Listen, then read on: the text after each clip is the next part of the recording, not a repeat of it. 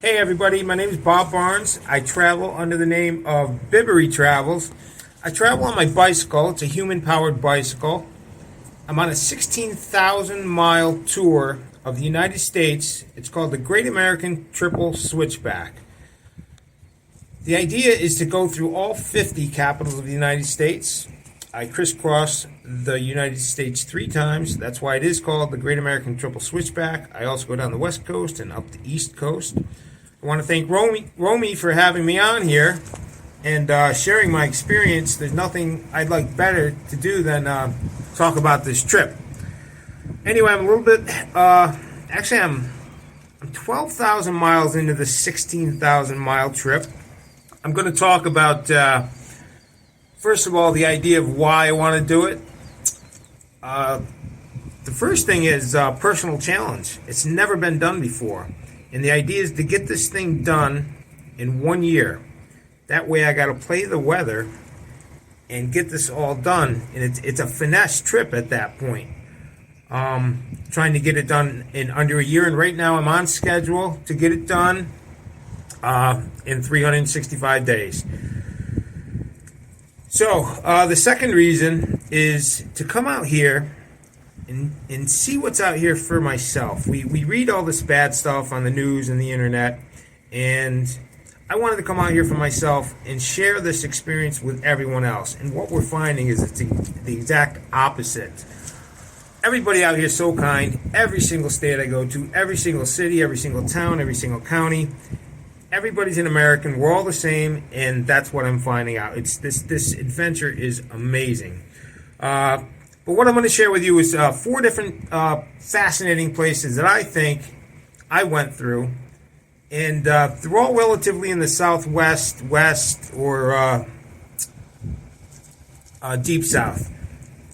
And I think that's because I'm from the East Coast and everything over there I'm used to or whatever. So these are the things that stuck out to me, and I want to share my experience and recommend going to these places if you're thinking about or have the interest or whatnot. So let's talk about, first of all, let's talk about the West Coast of California. If you ever thought about driving down the West Coast of California, whether you can do it in your car. I choose to do it on a bike, but in your car is fine. But in particular, Big Sur. Big Sur is about a 73-mile stretch down the West Coast.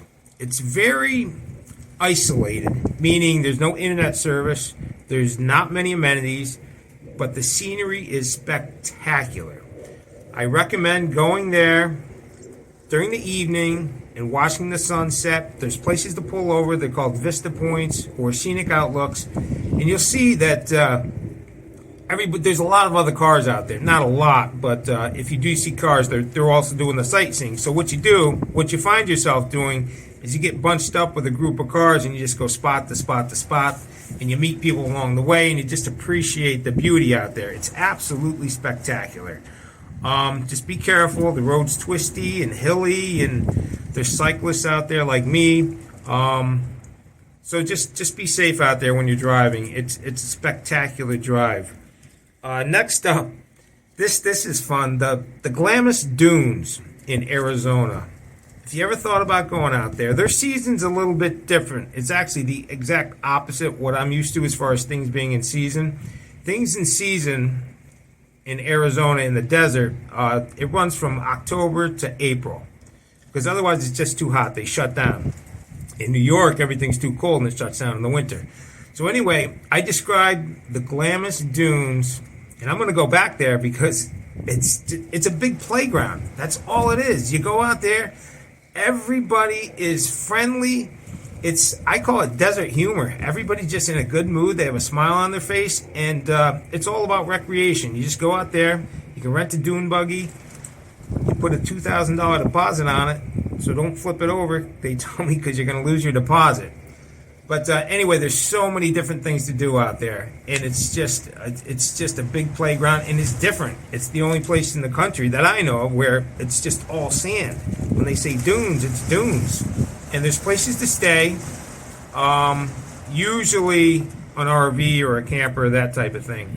But you find your way, and it's probably a 100-mile stretch. The Glamis Dunes is one particular area, but it's probably a 100-mile stretch of just places you can pull off and appreciate the desert and things like that.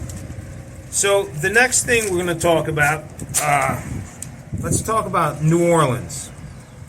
Now, everything you hear about New Orleans is pretty much true. It's a fun place. It's different. You got the French Quarter, you got your beignets, you got the Mississippi River. But again, I'm going to break it down a little bit further. I went there. I ended up there on this bike trip during Mardi Gras.